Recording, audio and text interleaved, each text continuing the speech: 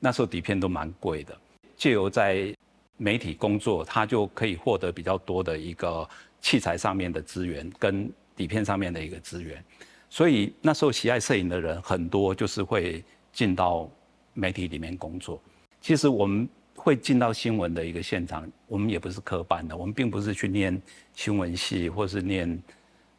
跟这个相关的科系出来，所以纯粹就是为了喜欢拍照。所以你说拍照的那样的一个动机，其实那样的一个欲望大过于从事哪一个类别的一个拍摄，最大的一个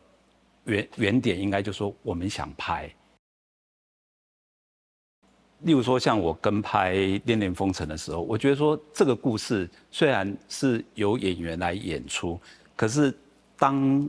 在拍的一个现场，其实这些人就是还在这边生活，就是说这些故事的主角其实还在这个地方生活，所以我就用了一个手法，就是说我就不是只在拍演员，我把当时的环境，把当时在地的人也都一起纳进来，比较用属于报道摄影的一个角度去看待这部电影。这个过程中，就说我一直在寻找什么是电影的一个剧照。它不像现在的网络这么发达，你可以看到之前的东西，你完全都是自己摸索。例如说以新电影来讲，那其实电影的拍摄以前我们能够看到的就是每一部电影就是几张剧照。当我自己参与的时候，我是把它当时的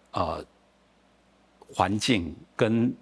从事电影那个拍摄的这些人，其实也都是我记录的一个范围。就说我用我的镜头去观看他们的工作的一个样貌。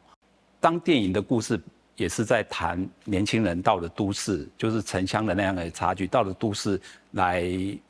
学习来工作。那可是我自己在电影里头，我看到的那一群人，其实也是相同的一个状态。其实演出的跟他们实际的是相同的。那因为我就利用镜头去观看这些人的一个生活的样貌。那其实电影跟实际生活是几乎没差的。电影的工作是蛮有趣跟新鲜的，所以我们就参与到那里面来。所以包括当时的画家林巨，他也在里头，还有很多不同类别的人，他们也参与在这里头。那时候的工作人员来讲，很多都是第一次。那个时代，其实我有跟云门在澎湖拍过，或是在中华商场的那个天桥上面拍过。那时候就是少数有几次他们的舞作被我带到户外去。艺术家他在参与的时候，他可能他的作品可能只是一个装置，一个很短暂的，就像表演一样。在这样的一个机缘底下，就是说影像的记录变得就是很重要，就是曾经在这里做过这个事情。那时候跟陈介仁合作，他那个乃金仪式有一段，我是跟了2段。一段是在坪林的山区里面，一段是在浅水湾的那个沙滩上面。